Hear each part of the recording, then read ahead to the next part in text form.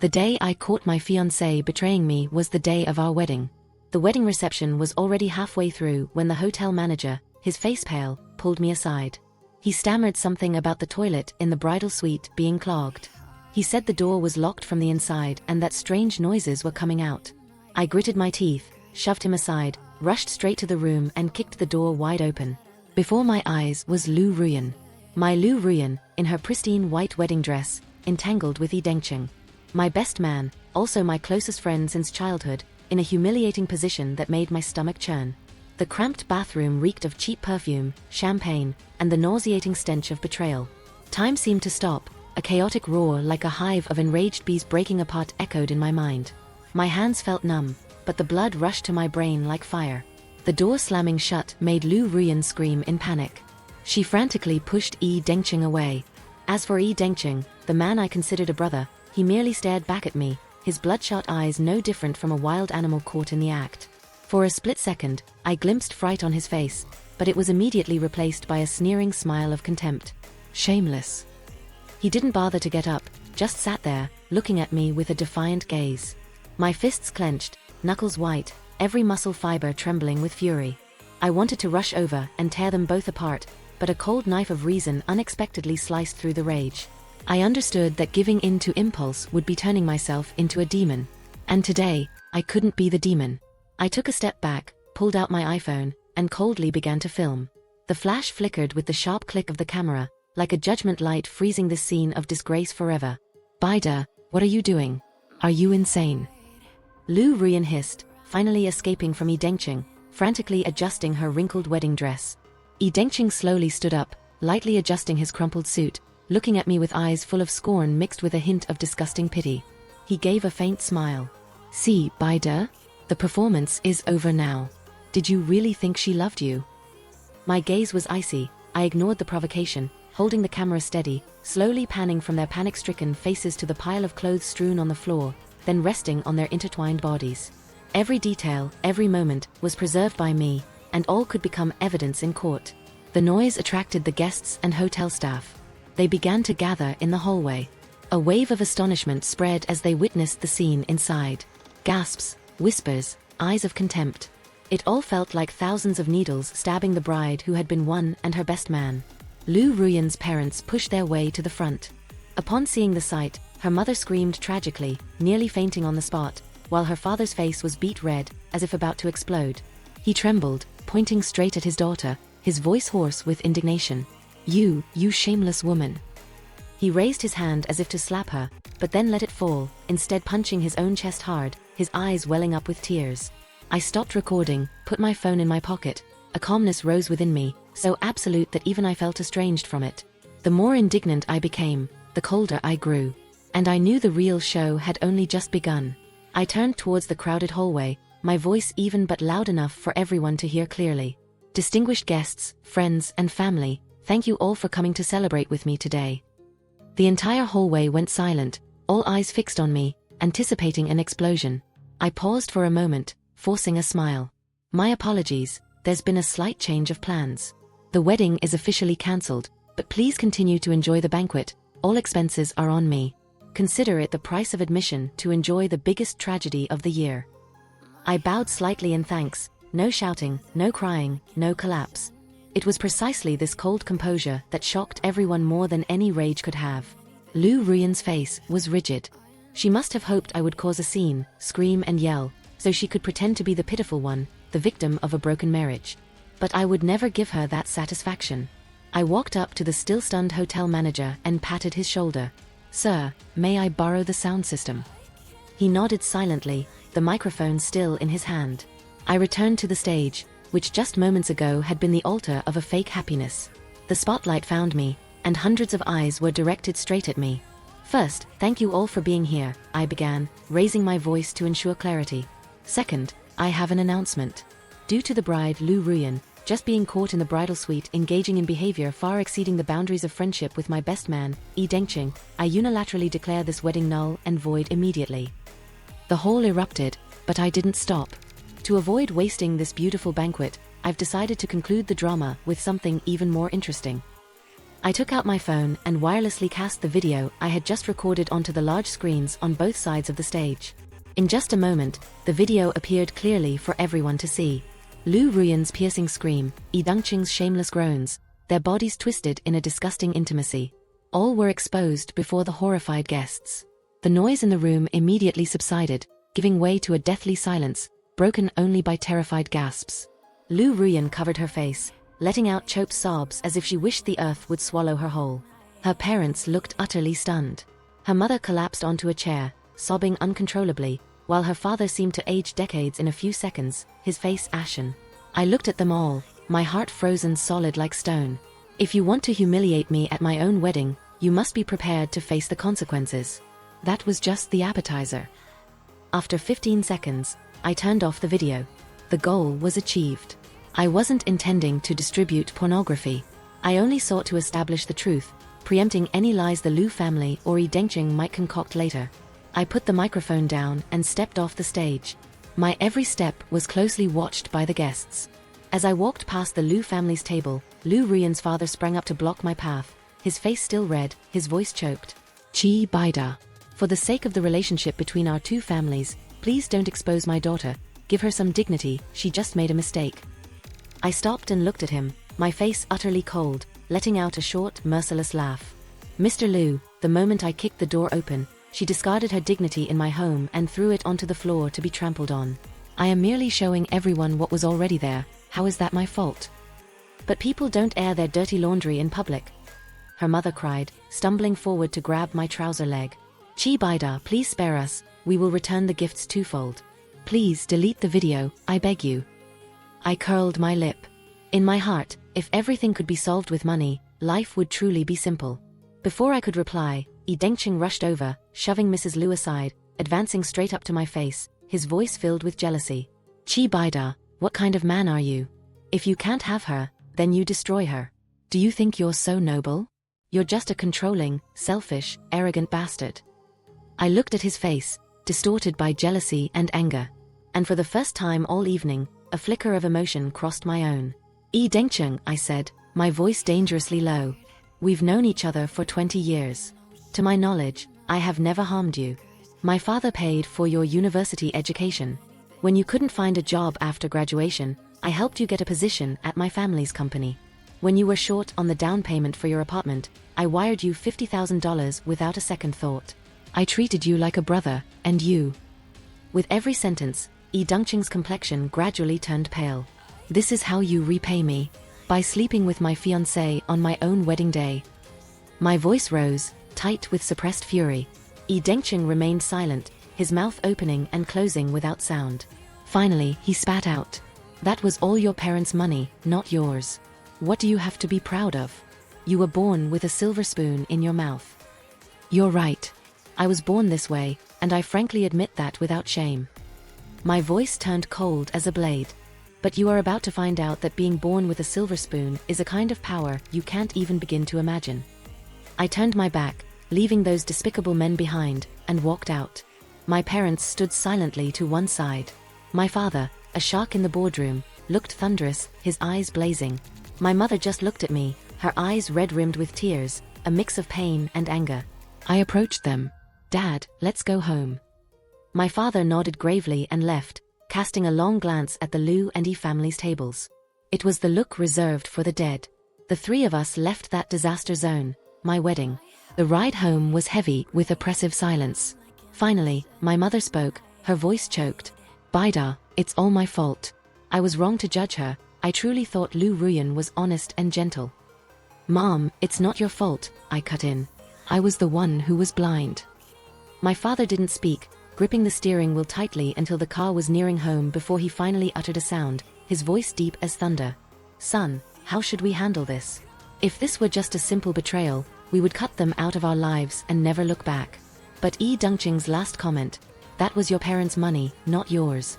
You were born with a silver spoon in your mouth. It's both jealousy and a deep-seated hatred. Why does a person whose entire adult life is owed to our family's favors carry such resentment? He continued. And Lu Ruyan too. We've known each other for 2 years. She was always gentle, considerate, and devoted to you. Her family background is only middle class, but my parents never looked down on her. For this wedding, our family not only bought a brand new apartment for the two of you and put her name on the deed, but we also gifted her family $250,000. So why would she betray you and choose the day of the wedding in the most foolishly extreme way? If it were just cheap thrills, the timing is ridiculous. If she loved Yi Dengqing, why didn't she break up with you instead of doing this? Something is wrong. I looked into the rearview mirror, meeting my father's eyes. It was not as simple as it seemed. I won't let this go. He looked at me with surprise, then gave a solemn nod. Good. You truly are Li Zhe's son. Do what needs to be done, do what you must.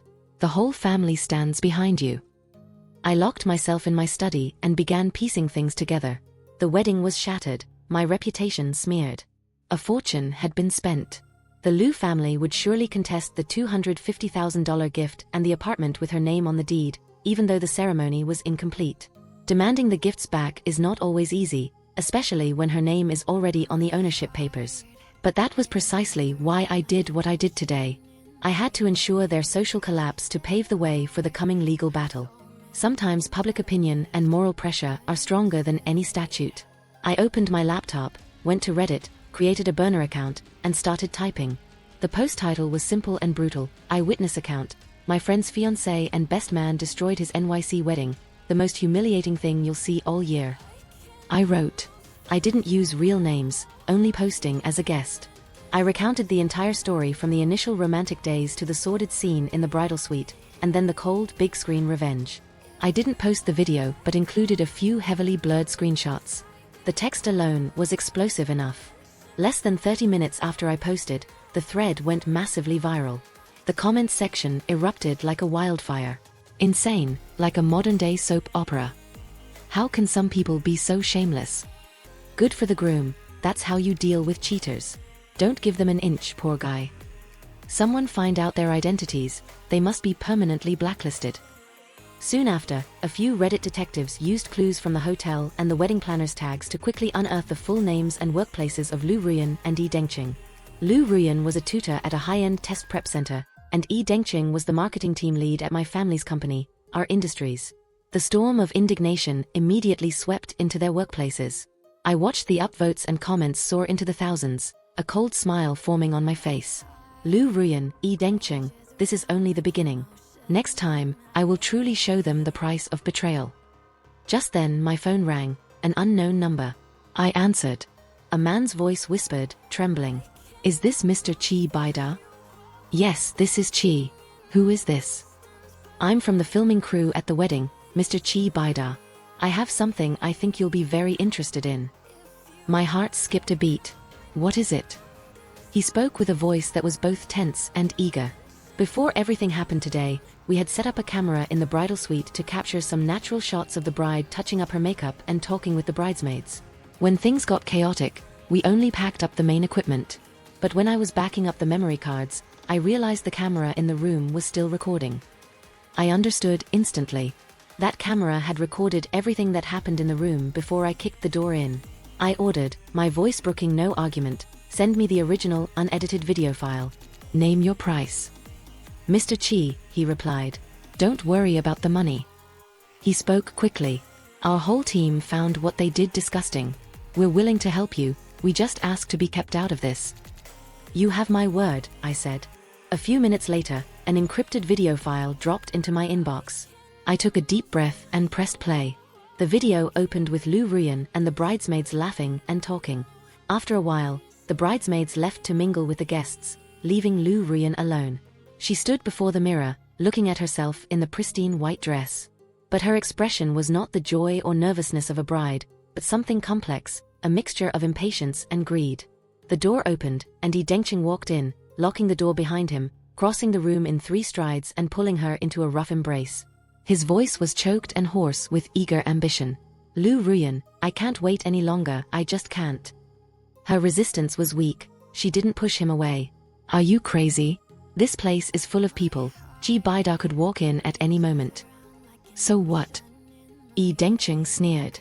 Once you're married, he's just the legal fool. We take what we came for, kick him to the curb, and we're free. My blood ran cold. My pupils contracted. This was not an impulsive act of passion, but a cold, calculated scheme. The conversation on the video continued. "I'm still worried," Lu Rian said, a line of anxiety flashing across her forehead. "That prenuptial agreement, are you sure it will work? What if he finds out we're planning this?" I froze. We had signed a prenup. Lu Rian had claimed she had suggested it earlier. The terms were simple, mainly stipulating that each party's premarital assets would remain separate. But there was one key clause she insisted on. If I, Chi Baida, committed marital infidelity, 50% of my entire personal net worth would be transferred to her as compensation. I hadn't questioned it. At the time, I thought it made sense. I thought she wasn't after my money, just protecting herself, a sign of insecurity. I signed without hesitation, thinking she was sweetly naive. Now I realized I had been monumentally stupid. "Don't worry." Yi Dongqing's voice on the video was full of confidence. "I had one of the best lawyers in the city look it over, it's airtight. We just need to find the right time. Stage him being caught with another woman, take a few pictures, and leak them to the press. The Chi family can't handle that kind of scandal. They will pay to bury it. Then, a cool $100 million, maybe more, split it and disappear." Their ambition was staggering. I trembled with rage, my nails digging so deep into my palms I thought they would bleed. I knew this was a dirty scheme. I couldn't imagine that beneath the facade of love and brotherhood was such a malicious plan. Such greed. They didn't want love, they wanted my family's fortune. "So what do we do now?" Lu Rian asked, still with a trace of apprehension. Yi Dongqing's smile turned feral as his hands began to wander. "What do you think we're celebrating? Our successful future, of course. Besides, you're about to be Mrs. Chi Baida. I have to enjoy a taste of the future Mrs. Our Industries, don't I?" The rest of the video was a prolonged, sickening replay until the moment I kicked the door in. I closed the file, leaned back in my chair, and closed my eyes. A chilling cold crawled up from my feet and engulfed me. The rage had passed, leaving behind an icy vacuum. 2 years of love I had carefully nurtured turned out to be nothing but a sophisticated scam. 20 years of my brotherhood was just a pedestal for a parasitic betrayer. In their eyes, I was just Chi Baida, the lucky son, the rich idiot, easily duped. After a long moment, I opened my eyes. The last trace of warmth was gone, replaced by a cold, predatory intent. "You want to play dirty? Fine, now we play by my rules," I muttered to myself. I picked up the phone and called my father's personal lawyer, the head of the company's legal team, Leo Hoffman. "Leo, it's Chi, I need your help." I got straight to the point. "I'm filing a lawsuit against Lu Rian and Yi Dongqing for fraud." Leo was silent for a moment. "Chi, fraud? What are you talking about? A wedding gift dispute is a civil matter. It's very difficult to build a criminal case for fraud. What if they signed a prenuptial agreement with the sole intention of illegal appropriation by fabricating events, concealing the truth, and deceiving me to access my assets, and if I have definitive proof?" I summarized for him the condensed version of what I saw in the video and the details of the prenuptial agreement. Leo, seasoned in countless corporate battles, immediately grasped the gravity. "Chi, are you absolutely 100% sure the video is authentic and the source is reliable?" His voice was sharp. "Absolutely 100%, I replied decisively. "Send me the original video file and a copy of the prenuptial agreement immediately. If we can prove this, this is not just a civil dispute. This is serious, organized fraud. Even if they failed to successfully execute it, they took significant steps toward committing the crime with a complete chain of evidence, enough to land them in heavy legal trouble for years." After hanging up, I sent all the files to Leo. It felt like a weight had been lifted from my chest. But prison wasn't enough. I wanted to turn all their ambitions into ashes, making them feel what it was like to fall from the clouds into the gutter. The next morning, the HR manager at Our Industries called me. "Mr. Chi, Yi Dongqing didn't come to work today, we can't reach him. He's in charge of several key projects at a critical stage." "Fire him," I replied coldly. "Fire him." The manager stammered, clearly stunned. "Yes, immediately, for gross misconduct and damaging the company's reputation. Terminate his contract, without paying a penny of severance. Tell the legal department to prepare a lawsuit demanding back all training costs the company paid and claiming damages related to the theft of trade secrets." Theft of trade secrets? The manager was completely bewildered. "That's right," I tapped my fingers on the desk. "I helped Yi Dongqing get his job here. He had access to a lot of core customer data and unpublished marketing strategies.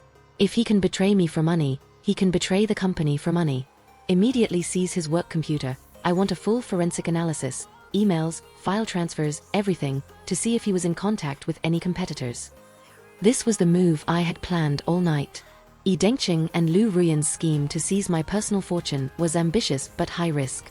A greedy and impatient person like Yi Dengqing would always look for quick ways to make money. Selling company secrets to rivals is the fastest route.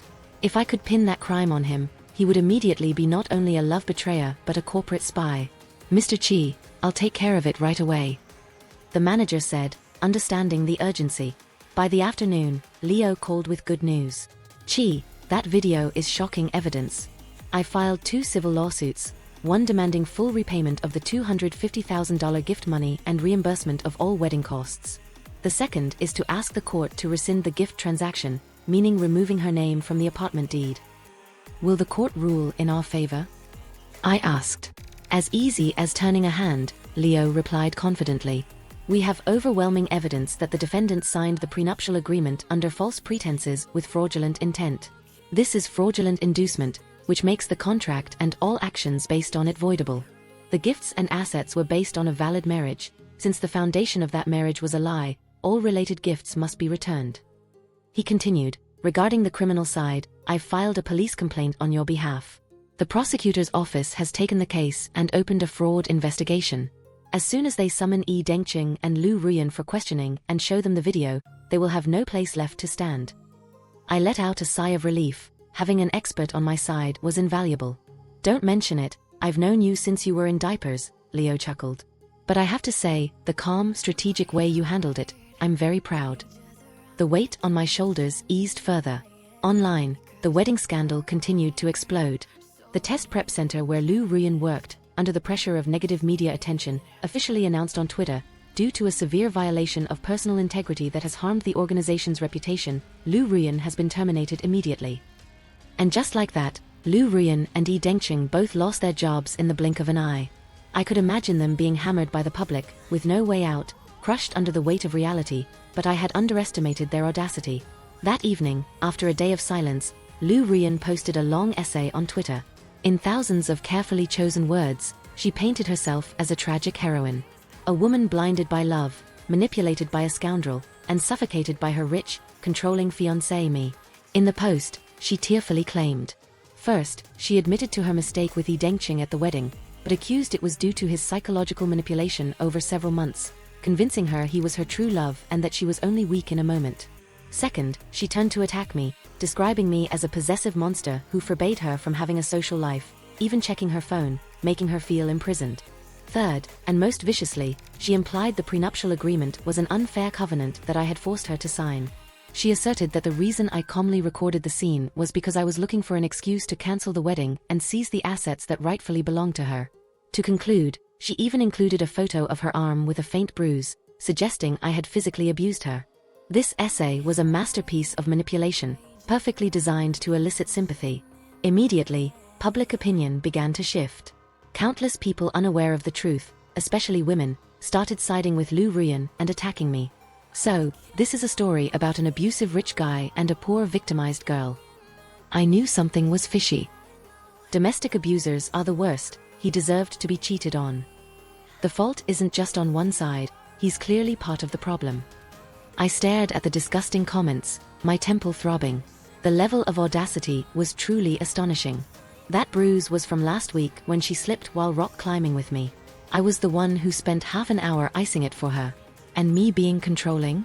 I only ever asked her not to stay out until 3 a.m. with people I knew were no good. Was that wrong? This was clearly a deliberate and calculated smear campaign. When my father saw the news, he was so furious he threw his teacup against the wall. This is outrageous. How dare they do this? Since when has the Chi family's honor been dragged through the mud like this? Dad, don't get angry. I forced myself to stay calm. She's desperate, and this only proves she has something to hide. But what about public opinion? My mother said worriedly, her voice trembling. Public opinion is like the wind. What is stirred up can be calmed down. I replied, a dangerous glint in my eyes. She wants to play? I'll play. I called Leo. Leo, prepare one more lawsuit. This time for defamation. I want her to pay legally for every word she just posted online. But just as I was preparing for a full-scale battle in the court of public opinion, a sudden call revealed an even more shocking secret, one at the very center of the entire affair. It was a call from my company's director of information technology. "Mr. Chi, we found something big," his voice was grave. "We followed your instructions, recovering deep data from Dongqing's work computer. We found some permanently deleted emails and data transfer logs." "What kind of logs?" I asked, my heart pounding. "They are emails exchanged between him and Wang Haisen, the vice president of Xianfeng Corporation." That name struck me like a physical blow. Xianfeng is our biggest rival in the domestic market. For the past 2 years, we've been competing head-to-head in many critical deals. We are like sharks circling in the same water. And Dongqing was talking to their vice president. "What do the emails say?" I demanded. "The content is extremely shocking," the IT director lowered his voice. "It seems that for over a year, Dongqing has been regularly supplying Wang Haisen with the company's internal data, customer lists, bottom-line bid prices, even core data for several new projects still in development. In return, Wang Haisen transferred over $1 million to him via an offshore account." $1 million. No wonder he had enough money to buy a house. No wonder he dared to scheme with Lu Ruyan on such a grand scale. He had already sold out the company. He had a much larger patron. "And that's not all," the director continued. "In the last email Dongqing wrote, he said, 'The bait has taken the hook. After the wedding, once I get hold of the Qi Industries succession rights transfer plan, everything will be over.'" The succession rights transfer plan. A cold current ran down my spine. Qi Industries is in the middle of a major restructuring. The plan is to transfer control to me, give me a formal seat on the board, and pave the way for me to take over as CEO. This is the company's most strictly guarded secret, known only to me, my father, and a few top executives. How did Dongqing know about this? He even mentioned after the wedding. He was going to use the marriage to Lu Ruyan to gain access to me, become family, all to steal the single document that held the key to our company's future. It was all a lie. Defrauding my personal assets was just step one, a smokescreen. Their real target was the entire Qi Industries empire. Lu Ruyan and Dongqing were just pawns. Behind them was Xianfeng. This was a large-scale corporate espionage plot, using a love trap and false friendship as weapons to destroy my family from within. Everything suddenly became clear. Why did they cause a scene on the wedding day? Maybe they weren't stupid.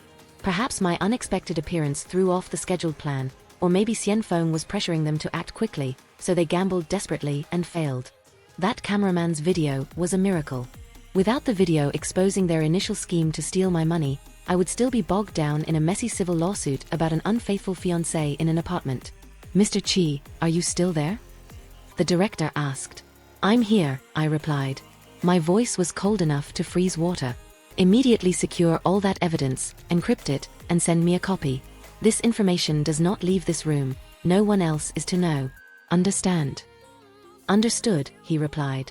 I hung up and sat still for a long time, then called my father and told him everything. The silence on the other end was so heavy I thought the call had dropped. Finally he spoke, his voice carrying the cold authority of an old general. "Wang Haisen, Xianfeng, they want to burn us down." "Dad, now is not the time to lose your temper," I said, forcing myself to think strategically. "We can't deal with Dongqing right now. If we arrest him for corporate espionage immediately, Xianfeng will cut all ties and will never catch the bigger fish." "What is your plan?" my father asked. "We're turning the tables," I said, weighing every word. "They want our succession plan. Fine, we will give them a plan." A meticulous plan began to form in my mind. Step 1, cool down Dongqing. I had to make him believe his only problem was the exposed affair with Lu Ruyan. He had to think that dealing with that mess was the end of it.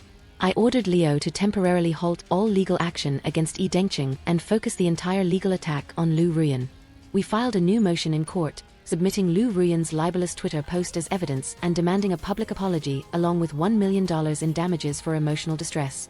The court quickly issued the summons. Lu Ruyan was cornered, hit with one lawsuit after another, completely overwhelmed. Her crying story became nonsensical in the face of solid evidence, and the tide of public opinion swung back towards me. Now she not only faced huge financial penalties but potentially prison time for fraud and defamation. Meanwhile, Dongqing, seeing me only targeting Lu Ruyan, would breathe a sigh of relief and assume I was going easy on him, acting as if it were out of some old friendship or just wanting to resolve family matters quickly. Step 2. Lure the snake out of the hole. I had my father subtly leak that the wedding scandal had made him doubt my competence, and my promotion to the board was indefinitely postponed. At the same time, I started playing the role of the broken man, deliberately allowing people to photograph me stumbling out of high-end bars and clubs late at night, creating the illusion that I was spiraling. Such news would travel through the company grapevine and surely reach Yi Dengqing, who was always monitoring our every move, and he would definitely report this good news to Wang Haisen at Xian Feng. Wang Haisen is suspicious but also greedy. The prospect of an internal power struggle at Qi Industries was an opportunity he couldn't ignore. He would push Yi Dengqing to get hold of that succession rights transfer plan, both to verify the information and to find our weak spots. The bait was getting very close to the hook. Step 3. Prepare the lure. My father, a few of our most trusted executives, and I secretly drafted a fake succession plan. This document was a work of art, perfect on the surface, detailing Qi Industries' restructuring plan over 3 years. But buried deep within was the poison pill. We fabricated a huge, unmissable investment opportunity abroad. The fake plan showed that Qi Industries was preparing to dedicate all its resources to this project, even mortgaging the company's core assets to secure it. This was the poison we prepared for Xian Feng. If they believed this plan was real, they would do everything to seize that golden goose. And behind that project was a trap we had already set, leading them to financial ruin. Once everything was in place, we just needed the rat, Yi Dengqing, to deliver the bait. To make the performance more convincing, I called him. When he picked up, there was a long, awkward silence. "Come out for a drink," I said. My voice was deliberately weary. "I'm broken." The usual spot. Yi Dengqing was clearly surprised. He hesitated but finally agreed. At the dimly lit bar, I played the part, downing one glass after another. "Did you call me out here just to watch you get drunk?"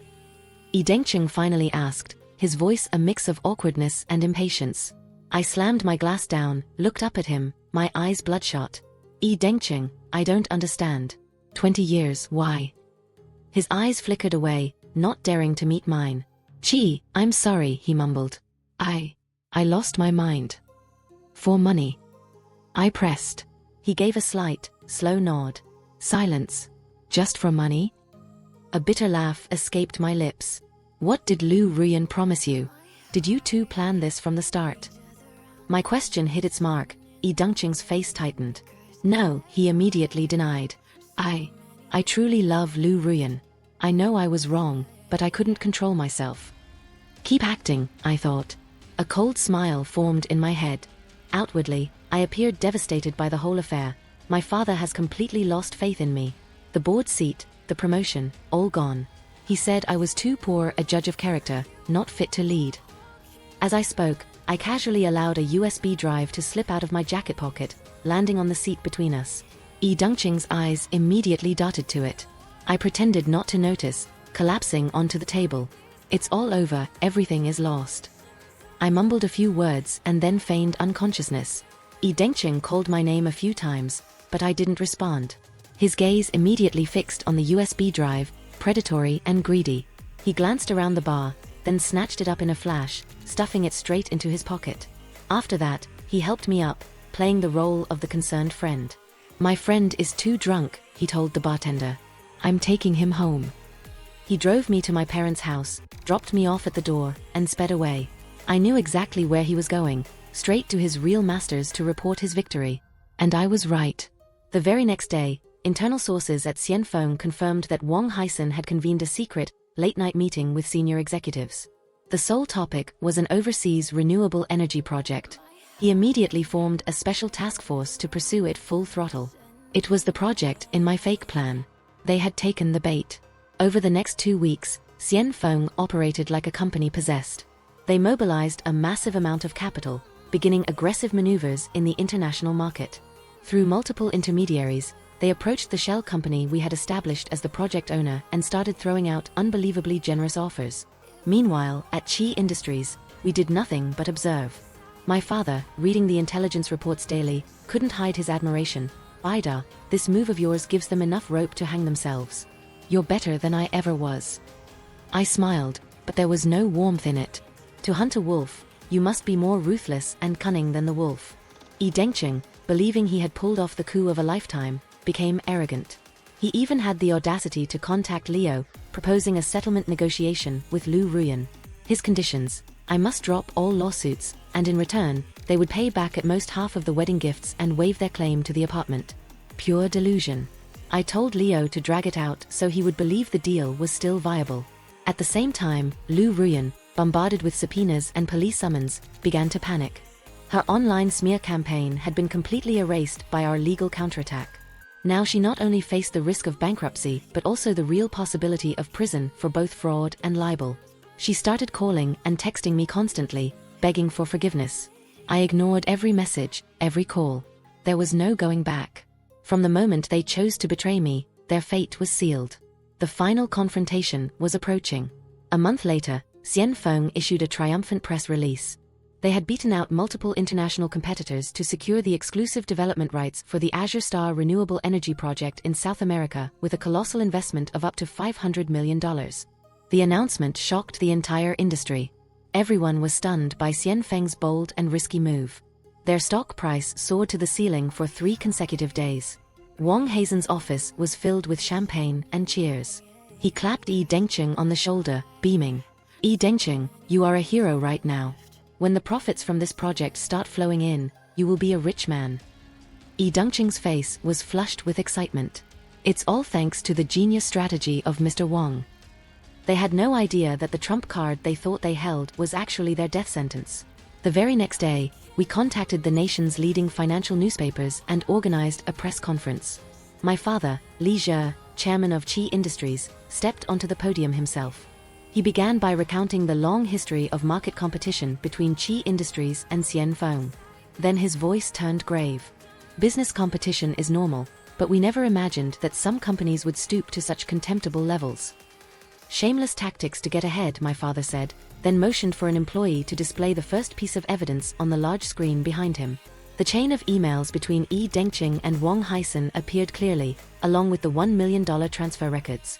Yi Dengqing, a former employee in our marketing department, has systematically leaked our company's most sensitive trade secrets to our competitor, Xian Feng, for the past year, causing severe financial damage. His actions constitute a particularly egregious federal crime. A buzz spread through the press room, cameras flashed like strobes. Before everyone could digest that bombshell, my father dropped another. But even more despicable, in their desperation to steal our corporate strategy, Xian Feng staged a honey trap. They instructed Yi Dengqing to collude with his girlfriend, Lu Ruyan, to fake a relationship and a marriage with my son, Qi Baida, for the sole purpose of exploiting that relationship to steal our secret succession rights transfer plan. On the screen, a new video was played, a clip cut from the bridal suite footage. The audio was crystal clear, capturing Yi Dengqing and Lu Ruyan discussing the prenuptial agreement, splitting my assets, and how to obtain the succession rights transfer plan. This is blatant corporate espionage. This is fraud at the highest level. My father's voice rang out like thunder, filled with righteous indignation. The press conference descended into chaos. This was no longer just business news, it was the script for a blockbuster movie. But the climax was yet to come. Finally, my father spoke again, his voice now calm but chillingly sharp. In response to Xian Feng's vile actions, Qi Industries decided to retaliate. They went to great lengths to use Yi Dengqing to steal our succession rights transfer plan, correct? He let out a knife-sharp laugh. I can now tell you with absolute certainty that the plan they stole was a complete fabrication from beginning to end. The so-called Azure Star renewable energy project mentioned in that plan was also fictional, a trap designed specifically for Xian Feng. A deadly silence fell over the room. Jaws dropped. Reporters stared, unable to believe what they were hearing. The $500 million project that Xian Feng announced yesterday, the project owner they invested in, is a shell company we established months ago. The $500 million they invested through a series of carefully constructed, legal transactions has been entirely transferred back to us. In other words, Xian Feng's colossal investment, thanks to derivative and asset transfer structures meticulously built and completely legal, had now become the legitimate profit of Qi Industries. My father's words were like a nuclear bomb. After 3 seconds of stunned silence, the room exploded. Reporters surged onto the stage, firing questions like machine guns. Mr. Li, is this really true? Did you really execute a $500 million takeover? When did this plan begin? Were Yi Dengqing and Lu Ruyan just pawns in your game from the start? Isn't this a form of predatory corporate fraud? My father raised his hand. His sheer presence was enough to silence the crowd. Let me be clear, he swept his gaze across the room. This is not fraud. This is a legitimate and justified counterattack against an illegal and despicable attack on our company.